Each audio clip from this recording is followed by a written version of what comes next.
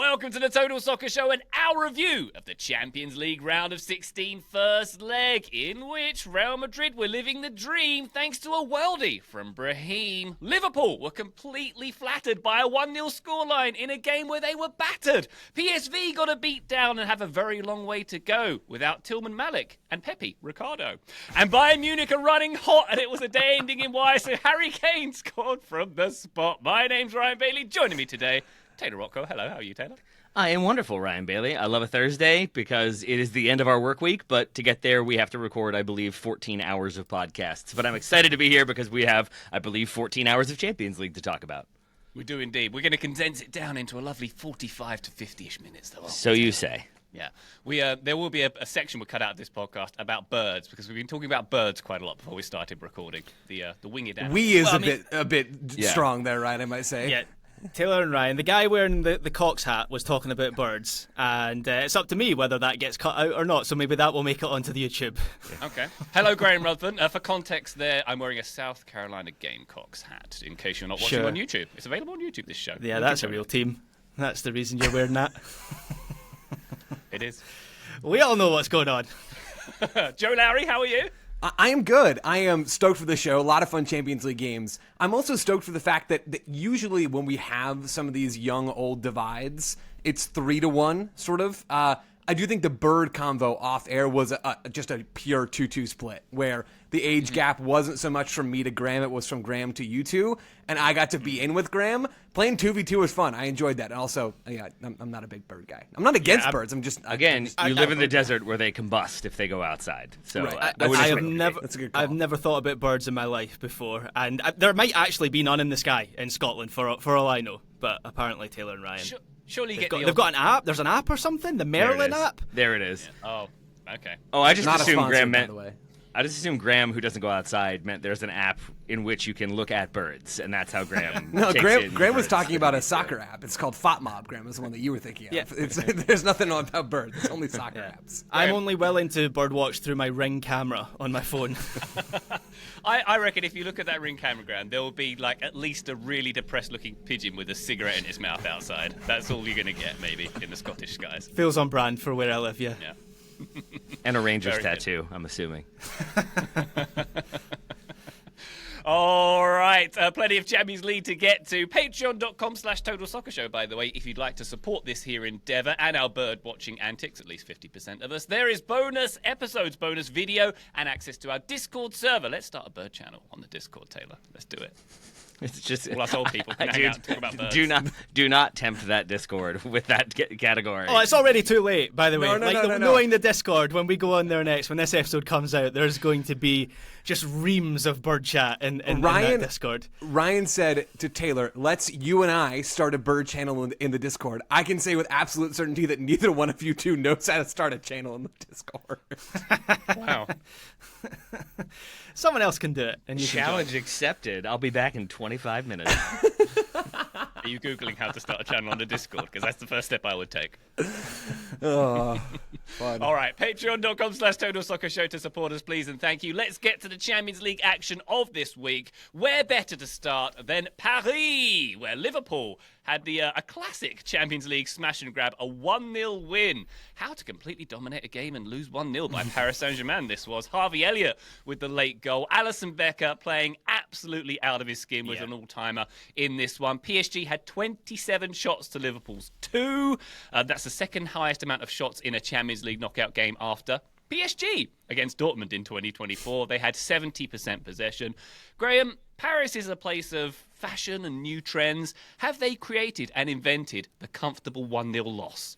It seems that way. I mean, it's been a while since I've seen a game like this where it was, you used the term smash and grab, Ryan, it was a good old-fashioned smash and grab, and Liverpool were battered for so much of this match. There were long stretches where they just couldn't get out from the back, and PSG were counter-pressing them and driving at them and moving the ball quickly, and it was exactly all the things that we'd said about PSG before this game. They have been a different team in 2025. There were glimpses of it in the first half of the season, But they've really kicked it on since Kvaradona's come into that team. He's added another dimension to that attack. I thought he was balling in periods in this game. I'm just really pleased he is playing in a team now that seems to be a good fit for him, where he is drifting to the left and the right, and we seem to be getting the Georgia version of Kvaradona rather than a Napoli one, where he just has kind of freedom to drift wherever he likes. And you're absolutely right, Ryan. Alisson Becker was a big reason why this game did not result in a PSG win. He said afterwards that it was the best performance of his career.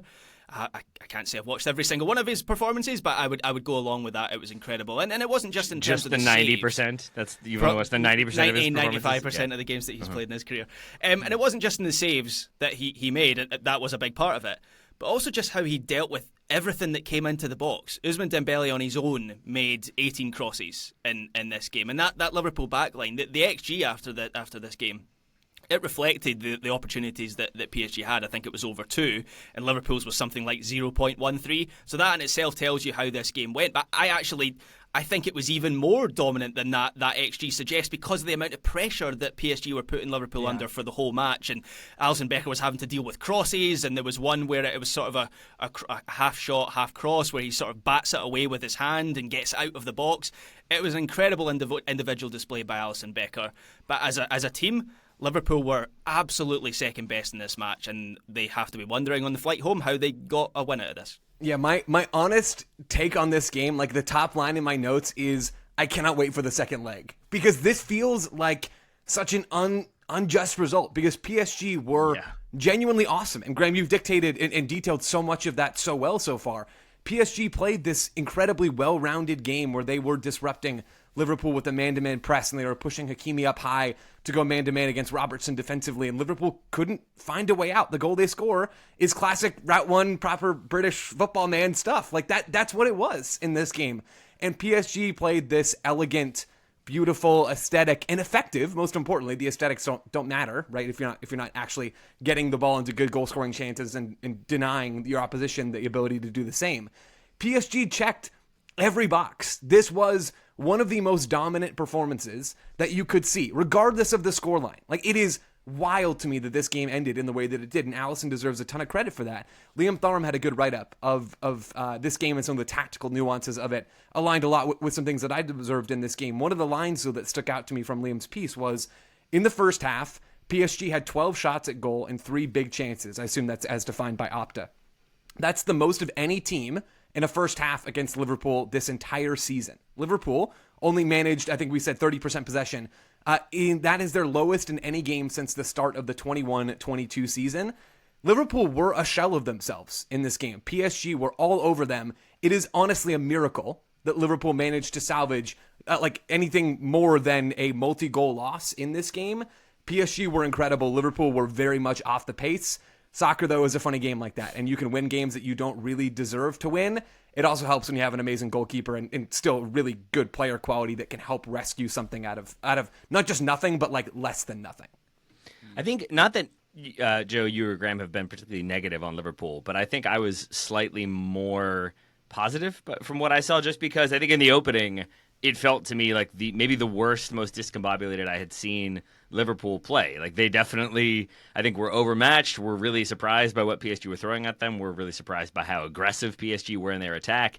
But then as the game goes on, the way Liverpool sort of just backed themselves to continue to defend, and Alisson is a big part of that, that I found myself sort of like expecting at a certain point, like, Liverpool are going to do a smash and grab here, aren't they? They're going to find a way to score one. And then they did. And I think a lot of it has to do with kind of like team spirit and self-belief, and Arne Slot making proactive changes. I also think there's so much discipline in the defensive work from this team. Wataru Endo, when he comes on, was a prime example of this. I don't think I've ever noticed how good he is as a second defender until he comes on for his final 11 minutes of this game.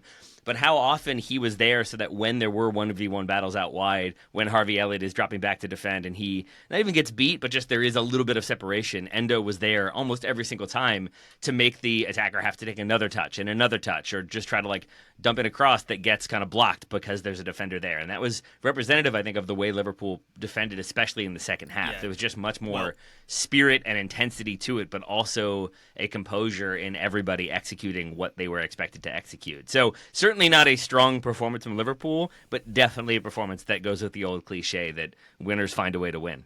Yeah, I certainly agree on the defensive discipline point, Taylor. In the second half, I think that's definitely where they sort of battened down hatches a little bit. They still had no way to get out. I mean, that was the most surprising thing for me with Liverpool. We've seen them under Arne Slot basically play in the counter and move through midfield very quickly. And against, was it the Man City game where they had Jones and Soboslai as a front two? They have different looks, and Slot throughout the season has been able to activate those different looks depending on the opposition.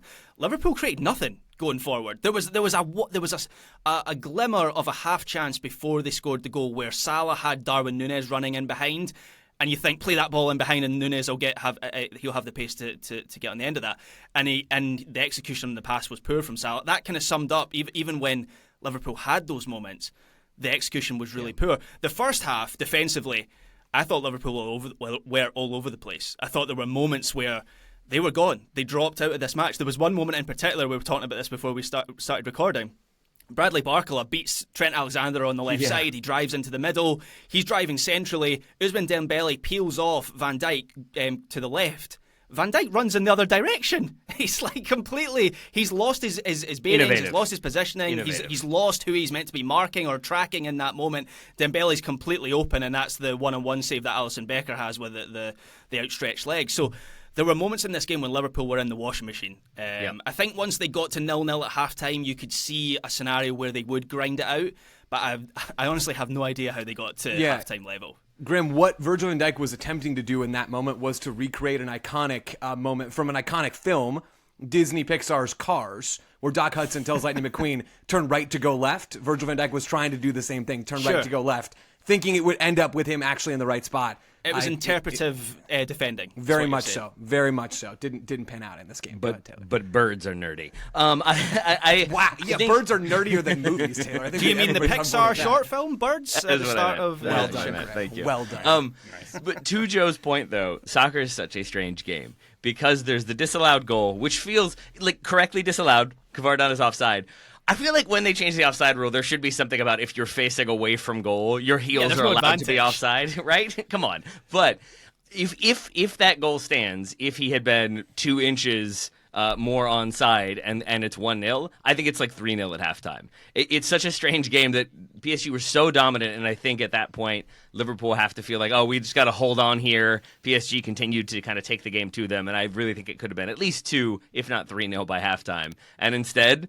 goal disallowed, and it goes the other way, and it's a credit to Liverpool for continuing to believe and continuing to fight, and it's a credit to Darwin Núñez, who gets the assist for that goal, but it is him coming on. It's just kind of, it ends up being a long ball in for him that he wins the header, then is able to kind of control the second ball and control it again once he has a defender on him, and then he plays the ball wide for Harvey Elliott. Shoot. I was sure he was going to shoot in that moment. That would be so Darwin Núñez. But no, you know what? He lays it off. He works for the team. He learned from what Arne Slot was criticizing him of. He worked hard. He didn't take his focus off when he doesn't get that pass moments before. He doesn't let his head go down. He keeps fighting, and he ends up getting an assist. Credit to him, and I'm going to guess he will get some credit in his manager's good books. So credit for that as well. Joe, my final question on this game: have PSG blown their shot at this, given how good Liverpool are at Anfield? I mean, it feels quite delicately poised. Maybe it's not the most delicately poised matchup we've got, given that Atleti are probably going to sit on a 1-0 lead for 89 minutes next week. But what are we thinking in terms of how this one goes next week? Yeah, tune in next week to hear about the second legs of the Champions League. I think this is going to be an awesome game. Yet again, I think Liverpool are going to make adjustments in terms of how they try to build through PSG's man-oriented press. I also think we're probably going to see them try to tweak some of their own defensive mechanisms, because PSG had a lot of success in this game building in a, stop me if you've heard this before, 3-2-5 shape a lot of the time, and they were finding the wide attackers in that 5 dropping down just into the spaces outside of Liverpool's double pivot, because Liverpool were defending in this 4-2-4 shape in a mid-block for a lot of this game. And if you can picture that in your head, you've got the back 4, then you've got the midfield 2, that line of 2, and then you've got the front 4, where it's the 2 forwards and then the wingers who have stepped forward out of midfield to really join that front line. The space really is outside of the double pivot, behind the wingers, in front of the fullbacks, outside of the center mids. And PSG did a really good job for a lot of this game of finding that space. We're going to see Slot adjust, because if this game next week on Tuesday, and even with it being at Anfield, if it looks like this game in Paris did, Liverpool are in big trouble. So I don't think PSG have blown their opportunity here. This is obviously not an optimal result. I understand that's like the coldest take ever. It is absurd to me that this is how this game ended. But PSG, with the quality that they showed, even if they're on the unfortunate side of this result, it's one goal. Yeah. And they absolutely have the quality to get a goal. With this front line especially, Graham, you mentioned that we're seeing this Georgia version of Kvaradona.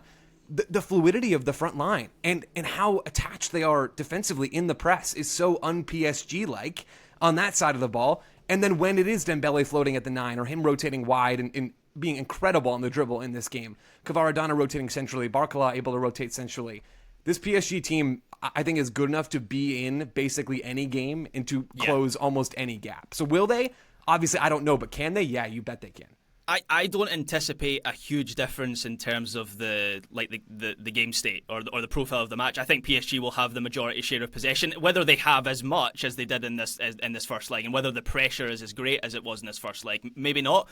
But actually, I think you could argue that with just even a little bit more space to work into in an attacking sense, maybe that suits PSG, where all of a sudden Dembele, Kvaradona, Barca, Doué off the bench as well, Gonzalo Ramos off the bench, have a bit more space in the final third. Maybe a couple of those chances start to go in. So I absolutely don't think this tie is over, and I can't wait for that second leg. I'll be double watching it, triple watching it, I think. And I'll make it 3 for 3. I don't think it's over, and I'm really excited for that second leg as well, because this was literally the first time I think ever that I have felt bad for PSG at the end of a result. I think normally in the Champions League, when they find a way not to win, it is a cause for celebration. This PSG team, because they work so well, I think because I like Luis Enrique, so much more likable. They're just so much more likable. I've never seen a team that like the entire blueprint seems to be only people under 5'8". We only want people under 5'8" on this team. That seems to be the way they went, and I really enjoy it. I can never tell if it's Neves or Vitinha on the ball. It's always very confusing. They are so good together. Yeah, the two of them are brilliant. Like there were periods in this match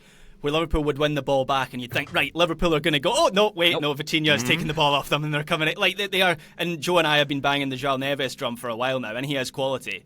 But Vitinha deserves a lot of recognition as well, because he seemed to be everywhere all at once in this match. So if PSG have that control again for the second leg, I do fear for Liverpool, even though they have a 1-0 lead. Yeah. Listener, if you need to explain to anyone else how sports washing works, they're so much more likeable now, is a good explanation of the process that we are in.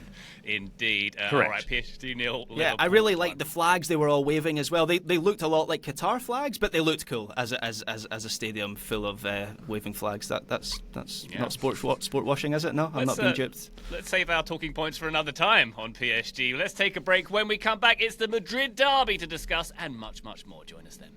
Total Soccer Show, welcome back to our Champions League roundup. We go now to the Bernabeu. Real Madrid 2, Atletico Madrid 1. Advantage Los Blancos. Brahim Diaz with a banger for the winner in this one. Incredible footwork through traffic. I'm sure we'll get to that. Julian Alvarez also with a banger in his own right for Atleti after Rodrigo put Real Madrid up early. A banger too. Let's say 3 bangers in this game. Very impressive stuff. Joe, 3 bangers in this game, but what was anything else good about this game? This game in some ways is like the inverse of the PSG Liverpool game, where the run of play in PSG Liverpool I thought was super entertaining, and there wasn't a lot of final action in front of goal. And in this game, the goals were awesome. Like the average awesomeness of each goal was off the charts. Basically, the Alvarez goal is just. I was trying to avoid doing the bid and playing the part, but yeah, that's what I was thinking. You play your role. Sorry, my bad, coach. The Alvarez goal in particular, it's just a stupid angle. Like that's just I don't know. It's just an unbelievable strike from that left side of the box. I think so. I like all of them in their own way. So the Rodrigo goal, just to get listener and viewer all the way in, the Rodrigo goal comes in the 4th minute, and it's Real Madrid finding space in behind Atleti's line, not like a Barca line, but still they found some space in behind. And they did that a few times in the opening stages of this game. But they find Rodrigo, he gets in behind, cuts inside on that left foot, and scores. It's a lovely goal. And then you get the Alvarez one, which is just that crazy angle, almost from the top. Like the back left corner of the box, if that makes sense. I'm not explaining this very well. But just imagine a crazy angle from the left side of the box. Alvarez scores it. And then Diaz scores the go-ahead goal for Real Madrid. And he does some really crafty work getting by a couple of defenders, also on the left side of the box, and slots it home. They're all awesome goals. But the run of play in this game just didn't have a lot to offer. And I'm willing to read into that as credit to Real Madrid, because they had to play 35 or so minutes in this game, 35 plus, up a goal and try to defend that lead heading into the second leg. and they didn't combust. And Real Madrid have done a good bit of combusting in recent weeks. They stayed firm, and Atleti, we know, are not always the best at playing from behind. So there is some blame due to them as well, and they didn't create a myriad of chances whatsoever. Griezmann had a couple of nice looks, but not really much in this game. Real Madrid didn't give up a shot past the 61st minute. I'm willing to give them credit for that. They're in a good spot heading into the second leg. Yeah, their plan worked, Joe. Atleti, they had taken points off Real Madrid in the last 2 games. I definitely thought Atleti were going to, at the very least, draw this match. They've been a good matchup for Real Madrid in the last few games that they've played. And the way that Atleti were set up, when they had the ball, basically it was Llorente would come into the centre-backs to create a 3, and then Javi Galan would get high and wide on the left side, and you'd have Samuel Lino in the half space, on the left half space. And basically the idea from Atleti was to get down the left side, where Real Madrid it was a decent plan, because Real Madrid have been really weak there recently. Just there on Monday in the weekend review, I mentioned how bad Lucas Vazquez had been in the defeat to Real Betis. And basically the idea was get Galan high and wide, and then from there, Atleti could get Griezmann in between the lines, Alvarez into space. And it's actually something that they did relatively well in the derby they played last month when they went to the Bernabeu and got a 1-1 draw. The problem for Atleti in this game was that it wasn't Lucas Vazquez who played at right back. It was Fede Valverde who played at right back, and he was great, particularly on the defensive side. On the attacking side, we all know the energy that Fede Valverde is. A runaway train. We've seen that in basically every match that he's played, and he did a lot of that runaway train stuff in this game. But on the defensive side, he was so valuable to Real Madrid. He was really effective at splitting the difference between Galan and Samuel Lino so that he could jump to either, not really getting caught one way or the other. And as a result, Atleti never really had much joy down that left side. The plan didn't work. And in fact, what Real Madrid did was they flipped it, where they were targeting, because there was space around Galan, they were, particularly in the first 20-30 minutes of the game, which is where the goal comes from, they were targeting Galan with these direct balls into those areas. They were isolating him. So not only did the plan not work for Atleti, it backfired on them and became a strength of Real Madrid's in this game. And I think kept Galan back as a result after those first 30 minutes, because once you're caught there 1, 2, 3, 4 times, I think in the first 12 minutes, actually, you are going to adjust a little bit, and that is going to make you stay home a little bit more, and it's going to make you a little bit more cautious.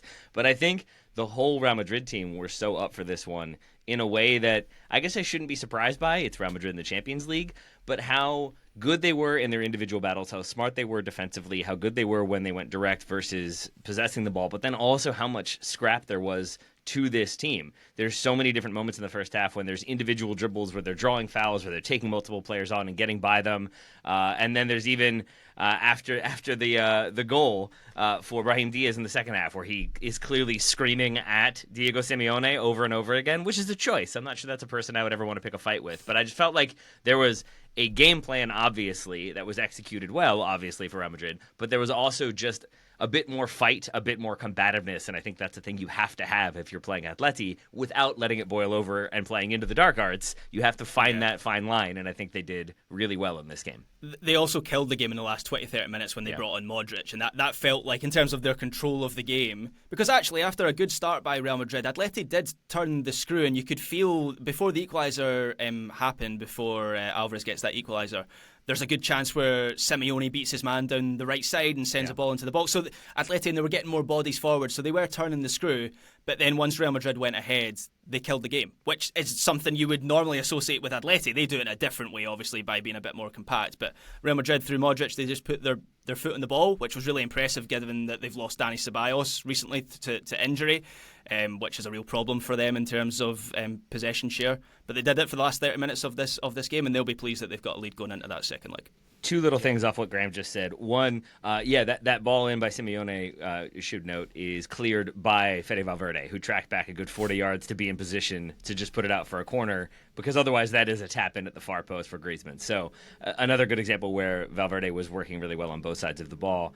The other thing I wanted to mention, that Alvarez goal, he's the best buy of the summer, right? He has to be at this point. Even with how much he cost, even with that expenditure for Atleti, he can turn games single-handedly. And there is that moment that Graham spotlighted with the Valverde clearance. But that Alvarez goal, like it is so representative of what he does for them that it kind of comes from nothing. It should not be possible that he scores that goal from that angle after sort of fortuitously keeping possession, but he just finds a way to make things happen single-handedly, maybe sometimes in combination with a teammate, but the way he is able to make a goal, make an opportunity, change the momentum just a little bit is so next level, and is not a thing I really knew he had at Manchester City. Maybe I should have. Graham was singing his praises for pretty much the entirety of his career there, but it's a thing that has, I think, really kind of gone next level since he moved to Atleti. Yeah, I've always been a big fan of Alvarez, but even by the standard I held him to this season, he's exceeded my expectations. He's been absolutely tremendous, and he's perfect for an Atleti team because, as good as a coach as Simeone is, he's not really renowned for intricate attacking sequences, and so Alvarez is just, as you say, Taylor, he's just a player who can come up with something out of nothing, as he did in this game. And 75 million euros for him last summer is actually now, at the time that felt like a lot of money. Now it sort of feels like a bargain. Like he is surely a 100 million euro player. It reminds me of that question we had, I think, a while back on a listener question show about if Julian Alvarez wasn't playing for Manchester City, if he would be regarded as a star. And I think we all said resoundingly yes. And we're seeing how good he has been this season, how good he was in this game. I don't know if it'll be enough in the context of this tie, but yeah, I'm on board the Julian Alvarez train as well. Yeah, 7th goal in 9 games for him. He is, in terms of value, the invert João Felix, shall we say. Isn't everyone? Yeah, indeed. I'd like to just come back to that Brahim Diaz goal just for a second as well, because I thought it was particularly special, Graham, because it just felt like he had no right to score from there. And the quickness of thought and the quickness of foot to get round it. I think Thierry Henry said he literally looked like he almost broke his own ankle. He rolled his left ankle as he was making the move. It was just so impressive. I thought it was really a really special moment. I mean, there's like, 4 Atleti defenders I think around there's about him? 16 defenders in front of him that he got past, yes. There's so many defenders in front of him, so for him to wriggle out of that and then get the... And then also, I think once you wriggle out of that, like a normal player would panic and go, oh, I've got a clear shot and goal, and put it over the bar or wide. For him then to guide it into the far corner is just excellent. Brahim's my boy. I've been banging that drum as well for a while now. I just think so many people sleep on what he offers this Real Madrid team as a cohesion player. I spent a lot of this match, as good as that goal was, I spent a lot of this match watching him in the areas he was picking up, and he drops deep a lot of the time, often into the base of the midfield, but then he'll be high in the left wing and inside the box like for his goal, and technically he's really neat and tidy, but he's got a good bit of fight as well, and he tracks back, and defensively he's useful. So yeah, I think he's a big asset for this Real Madrid team. Definitely. And listener, if you're looking for a spicy game next week, I suggest you maybe tune in to the game at the Metropolitano, where Atleti, certainly in recent meetings with Real Madrid, have put on some drama from the stands and on the field as well. So that would be very good. I hope they don't just get the 1-0 in the first minute and sit on it, as I suggested in the A block. But I think this one is very delicately poised indeed. All right, let's go to Holland, shall we? PSV 1, Arsenal 7. Arsenal 7 in the Champions League knockout stages. I don't know, boys. I think this one might be over as a contest. I'm just gonna put it out. Well, there. early goal for PSV in the second leg. You never know. No, you do know. Yeah, it's done. Yeah. 6 different scores for Arsenal here. Joe, Lewis Skelly. I don't think I've seen a game where he's. Sorry, who? Yar. Thank you. Lewis Skelly Yar. I don't think I've seen a game where he either has got a red card or deserved one. Like, is he ever going to play a game where he's not involved in some kind of red card incident? I think the way that we have branded him as a pirate implies that he very much will be involved in these incidents between now and the end of his playing career. It's just the brand. He's developed it very quickly, very efficiently, and honestly, I got no problem with that. Have we referred to any of his runs as swashbuckling yet? Because we're really missing an opportunity. Missed opportunity. Yeah, I apologize profusely that we haven't made that happen yet. But seriously, how didn't he get sent off in this game? I take it we've all seen the incident when he's on a booking and he just cleans out. It's Richard Ledesma, right? That he just absolutely cleans out, takes his legs clean out from underneath him. And then the biggest admission of Arsenal getting away from one was Arteta immediately taking him off after 35 minutes and replacing him with Ricardo Calafiore. So yeah, 7-1 for Arsenal, but still weirdly an element of good fortune for them. Well, and speaking of good fortune, so I didn't watch this whole game because I came in after I saw that it was 7-1 and figured that probably wasn't going to be a great use of time. Arsenal, to be the stats nerd for a second, score 7 goals off of, does anybody want to guess the XG? If you've already seen it, don't guess. It's going to ruin it. It's going to completely ruin the whole thing. 1.8 or 1.8 something. Yeah, we're right in that ballpark. 1.91 is what's on FOTMob. That's absurd, to be clear. Like, that is absolutely bonkers what they managed to do in this game. PSV, excuse me. You're donezo. We're expecting an XG of 7, Joe. No, but, I mean, to score 7 goals off of less than 2 XG is really, really hard. And also not normal. There's a reason why I guess we don't see 7-goal games very often. Joe, if I could expand on that a little bit for you, just because I know sometimes you need help with the data. Sure. I think they overperformed their expected goals. It's Taylor. That take is sizzling. But on that. You might have the math on your side. I'm not sure. And underperformed their expected red cards as well. I think. That's true.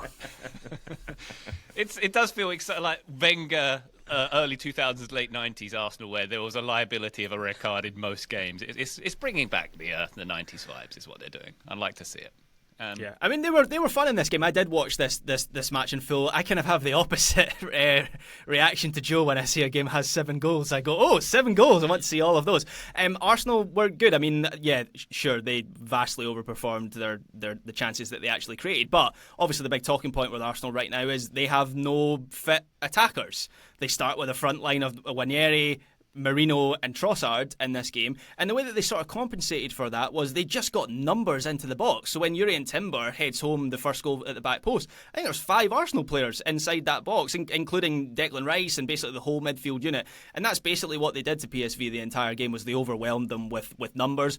Also nice to get a reminder of how unusual and fun Ricardo Calafiori is as a left back, where he sets up the Trossard goal with this run to the byline and a pass into the box, which I suppose you get those from attacking left backs. But then for the 7th goal where he scores, he's making a run like a right-sided forward as he's on the other side of the pitch and finishing with his weak foot across goal. So he's had a bit of a weird season. Injuries have stunted his progress. Obviously signed for Arsenal last summer, but I think he's a genuinely special and pretty unusual player. Very good. Most likely Arsenal will play a Madrid team of some kind in the next round here. Let's go to Belgium. Club Brugge 1, Aston Villa 3. Villa also will be favourites to progress after that one. Leah Bailey, Marco Asensio, and an own goal for Villa sealing it. Graham, Liverpool were flattered by their scoreline. I would suggest maybe Villa were 2. I would say that's entirely fair, because this was a lot more competitive than the final scoreline suggested, because Bruges gave it a real go in this match. And we spoke about, Ryan, I'm sure you and I spoke about Bruges in our last Champions League review. They're a decent team. They've got, or at the very least, they've got good attacking players. And Talbot, who's been excellent all season, he drew a really good save by Martinez when it was 1-1. If that goes in, maybe it's a different game. There was the Mings clearance off the line from the Van Aken header. If listeners haven't seen this clearance, it's got to be one of the best goal line clearances of the season. And that, I'm not actually sure mechanically how he pulled it off, how he was able to get his leg into that position. And then Solis also lashes one over the bar from 8 yards out before he gives away the penalty late on to make it 3-1 to Aston Villa. And Bruges, yeah, they got players forward when they can. Some of their combination players really nice. Ferran Jutla has been one of their stars in the Champions League this season. I thought he had quite a quiet game. He was probably the one of the front 4 that didn't offer so much. But the thing that swung it for Villa was they have got serious depth now as a squad, and being able to bring off the bench players like Marco Asensio and Jacob Ramsey as well, and Matty Cash, who I wouldn't normally associate, I wouldn't normally put him in that same breadth of calibre of player, but he wins the penalty to make it 3-1. He was really positive as well. So for Villa to have that squad, they're a genuine force in this competition. You'd have to think they're going through the quarterfinals, and they could be a tricky draw for someone. Yeah. Villa in the catbird seat to play the PSG or Liverpool. One more game from Tuesday to mention. Dortmund 1, Lille 1. Last season's finalists here, delicately poised for their second leg as well. My only notes on this one, Graham, Hakan Haraldsson scored the equaliser for Lille, and I think that's a wonderful handle. And also, Adeyemi's opener, Swaz. The low hit shot, which kind of has the backspin on it, very aesthetically pleasing as a goal. I mean, I actually haven't seen any of this game, so I'll look it out. Where is it on the Alvarez, Brahim, Rodrigo scale? It's a different kind of goal. Right, it's arguably my favourite goal of the Champions League round, because it's kind of outside the box, low sort of grass cutting swaz. It bends, but it's also low. It's beautiful. I'll look it out. Yeah, please do. All right, let's take a break. When we come back, let's talk about Bayern's win over Leverkusen and all the rest of Wednesday's games. Join us then. Total Soccer Show, welcome back to the Champions League roundup. We go to Bayern Munich 3-0 win over Bayer Leverkusen. Advantage Bayern, obviously, over their closest rivals here. Harry Kane with a brace, including another penalty goal for Mr. Kane. And, of course, former FC Wimbledon superstar Jamal Musiala with the third goal in this one. And Leverkusen down. I feel like Ryan just discovered that in the last year because you never mentioned it until this Champions League cycle. Anyway, we can move on. It's just part of my messaging now. That's all. Right. It's good. On brand. I'm just trying to spotlight it a bit more. That's nice. it. Yeah. No, it's what it is he has to wait until a player reaches a certain level before they're deserving of the Wimbledon mention. Right. That's why he's waited with Miles Hippolyte and the players. I think I've given him flowers on this feed before, to be fair. Anyway. Is that level League One, Graham? I'm trying to figure out where the line is. Yeah. Anywho, Taylor, did we check this one out? What do we think of Bayern's win here? Very impressive for Bayern Munich. I would say extremely disappointing for Bayer Leverkusen, who looked exceptional this past weekend. They looked like the Leverkusen of last season, who had me so excited so consistently. They moved the ball so well against Frankfurt this weekend. They were on top of them with the press. They were electric, and when those pressing triggers would go, how quickly they swarmed, how quickly they won the ball back, how many goal-scoring chances they created. And Patrick Schick was critical to scoring some of those goals and making things happen. And I think, looking at this game, I understand what they were trying to do.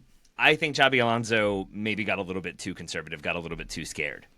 So this, I think, is inspired by their recent Leverkusen's 0-0 draw with Bayern Munich, in which they did roughly the same thing. They didn't play Schick. They started Tella up top, basically with Florian Wirtz, but they let Tella be the false nine, who would occasionally try to run in behind. Jeremy Frimpong would get forward, Grimaldo would get forward, and you'd just have kind of speed in a hope of frustrating Bayern's attack, but kind of keeping them humble at the same time, and maybe trying to catch them with Upamecano and Kim Min-jae as the two center backs. We know they can always make a mistake, give something away. In that game, it finished 0-0, and I have to believe Xabi Alonso thinks first leg away in the Champions League, we'll go with the same approach, we'll go for the 0-0, and then we'll make something happen at home. But I think because of that, they weren't nearly as aggressive. They weren't nearly as electric in that press. And the biggest thing, I think, is that when they would win the ball back, when they would get opportunities, it almost always had to be fast break. And it was really direct. It was really quick attacking play. But that doesn't allow you to change the tempo. It doesn't allow you to control the game at all. And Bayern, for their part, I think, were fine with that approach from Leverkusen and then created plenty of their own, including an exceptional goal from Harry Kane.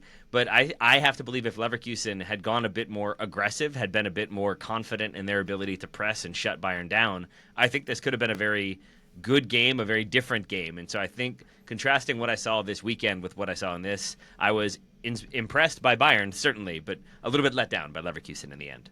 I think that's fair, Taylor, and I think your analysis of the Leverkusen game plan is spot on in so many ways. The thing that I would disagree with, you could see that it's coming. The squint was there. Is I think there's a lot to be said. Frankly, more to be said about the individual errors that Bayer Leverkusen had in this game compared to the overall macro tactical approach. The first goal that Bayern score is the Harry Kane header in the 9th minute. That puts them up 1-0. And it's not good team-wide defending from Bayer, excuse me. There's too much space in the box for Kane. He can basically waltz in unmarked. It's a bad moment. He's marked, isn't he? I almost thought it was an own goal. I almost thought it deflected off a defender. I think he finds some space off the back shoulder. I'll have to watch that one again. You could totally be right. The other moments, though, that I feel like really define this game is when on the second goal, Matej Kovar just drops the ball right in Jamal Musiala's lap. And then there's the red card in the second half. That puts Leverkusen at a disadvantage. Before that Musiala goal goes in, they're hanging, relatively speaking. It never looked like they were really going to push back into this game to get a goal.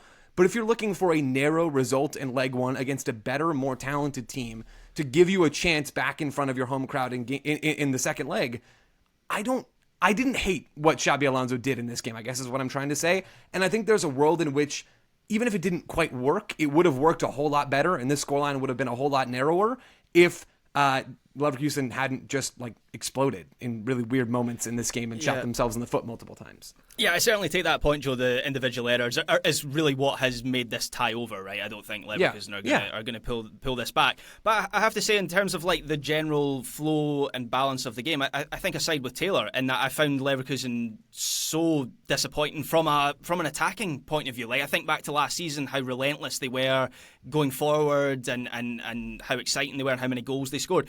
it felt like they never had any consistent chance creation in this match. And I think I wouldn't be surprised if Alonso has looked at what Celtic did to Bayern Munich in the last round and has tried to imitate that in some way. And as weird as this is going to sound for me comparing Celtic and Leverkusen, but without the players to make that work, where Leverkusen don't have a Dyson Maeda, where you can release in behind and just have him run at Manuel Neuer, who, by the way, comes off injured in this game. Apparently celebrating, pulls his hamstring celebrating or something like that. I read that this morning. Yeah, that might be the real reason. So I agree with Taylor. I found the attacking setup peculiar, and I just think you have Patrick Schick on that pitch. You at least, even if everything is going wrong, you have a focal point. You have something to go to, someone to build around, and they just never really had that to my eye. I think it's probably a things can be two things situation. Totally. I think Joe has laid it out well on the defensive side, and maybe in Leverkusen being a bit sloppy, giving Bayern opportunities. And Bayern Munich are the team, or at least one of the teams that you least want to give it like a chance to, because I feel like they will always find a way to capitalize upon it. But I think the attacking side, Graham, like I would agree with you entirely that I think it was the lack of chance creation. It's 0.33 expected goals. I think they have 3 shots on the day. And there's a moment in the first half that really stood out to me. Jeremy Frimpong does get played in by a Bayern player and does have his shot saved. So it's a great save by Neuer. That is probably the best chance they had, because otherwise it was Tella trying to kind of turn and go at the Bayern defense, but usually Bayern would stick somebody on him or track him when he would drop a little bit deeper, so that when he was turning, he was always turning under pressure. And that just stood out to me because this past weekend with Schick, he is able to hold the ball up so much better, because obviously different like profile and size, but you can then get numbers around him. And even if there's just 2 more seconds to get players into advanced positions before you try to attack, you have numbers there. You have numbers in areas that can threaten. You make the defense drop off a little bit more. When it's just one person turning and trying to run, you don't really have to do that if you're the defense. And so often that ended with Bayern basically just getting the ball back and recycling possession and reestablishing dominance. And so I think in the end, it's Leverkusen having some individual mistakes, but I think it's also the game plan not fully functioning, not fully working on the day. It did look, the atmosphere, by the way, in the Allianz Arena looked incredible. Before the game, they had all the flares behind in the supporters' end as well. It looked really cool. Bayern unbeaten at home for 22 Champions League games in a row now. Impressive. It would look better if Bayern were allowed to wear their home kit. I still can't get used to that in the Champions League this season. Banned by UEFA from wearing their home kit. Because do you know the story? Because of the numbers, the numbers are too dark, and so they now have to wear. They've got like a sort of dark green, grey one, or this cream shirt. So that's what they've been wearing at home. Changed the numbers. Apparently not. No, I don't really know what the story is there, but yeah, UEFA have banned them from wearing their home kit. The numbers are too dark so that they blend in with the rest of the jersey? Or it's just like so it's quite the home they can't kit. They can't be onyx. They can't be full black. They have to be slightly less than that. It's black numbers on like quite a dark red shirt, and UEFA don't like that for reasons. So wow. Classic German efficiency there. Very good. A couple more games to get to. Feyenoord suffered a 2-0 home defeat at the hands of Inter Milan. Lautaro Martinez scored his 18th Champions League goal. He is now Inter's all-time scorer, a record scorer in the competition, I should say, which is pretty good going considering their long history in the competition. Marcus Thuram with the opener in this one as well. Feyenoord pretty comfortably beaten, and of course they beat AC Milan in the playoff round to get to this game as well. Robin Van Persie's Feyenoord, by the way. He's a baptism of fire there for Van Persie in this game. And the other one we should get to, of course, Benfica, Barcelona. These sides met in the group phase in January. That was a 5-4 win for Barcelona in Portugal. Rafinha was the hero in that one. He be the hero in this one, a 1-0 win for Barcelona too. He getting the goal late on. 10-man Barcelona as well. They went down to 10 just after 22 minutes, Graham, but still got 49% possession in this game. So a good show from Barca. Yeah, and that Cabarce red card obviously has a big impact on the game. Who knows, maybe this would have been another 9-goal thriller had it been 11 versus 11. That red card, by the way, I love how Pavlidis sees the Barcelona high line and just runs straight through it, and then Cabarce cleans him out. It's a clear red card. Teams aren't even playing balls in behind now. They're just running in a straight line through Barcelona. No, genuinely, Graham, I love that you brought that up. I don't think I'd really clocked seeing this before. Like, we've seen so many long balls over the top, and we talked about that, just the comical number of offsides that Barca have drawn this year. I don't think I've seen someone just look up, see the space, and decide, yeah, I can split these guys on the dribble. It's always with a pass. This was awesome. Like, Barca can't be normal in any way at any point in time. So they go down to 10 men early, and I think we saw Barca learn some lessons from other matches where they have lost a man. There was the defeat to Monaco, was it, early in the Champions League this season, where they didn't deal with that very well. I remember we spoke about that on the show.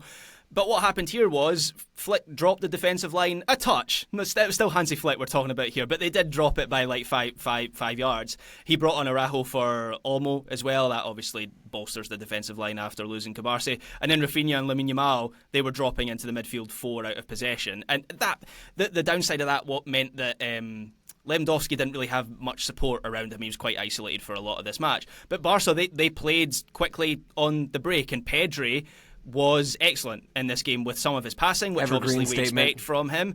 But some of his work on the defensive side of the ball as well. I think he won the ball 12 times in this match, which is more than any other Barcelona player in the Champions League this season. So he was excellent. I also thought Frenkie de Jong was really useful at driving forward to release pressure. That's what Frenkie de Jong's really good at, is dribbling and carrying the ball through the middle. But there were some moments in this game where Barca had to dig deep defensively in a way that we don't often see from this team, and there was some redemption, shall we say, for Chesney, who was in that 9-goal thriller earlier in the season, was very much at fault for at least 2 of the goals. In this match, he pulled off a good number of saves, so progress there for Old Wojciech. Does he get to go back to the beach after this season? Like, what's the deal?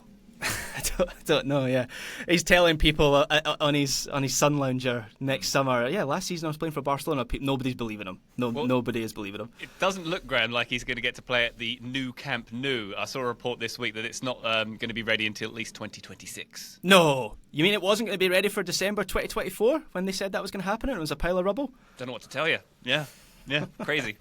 It won't be ready for 2026 either. We shall see that one. But yeah, Barcelona had the advantage in that game as well. And that just about rounds up our Champions League roundup. Joe, good batch of games here. Some really good matchups we've got to look forward to in the second leg as well, right?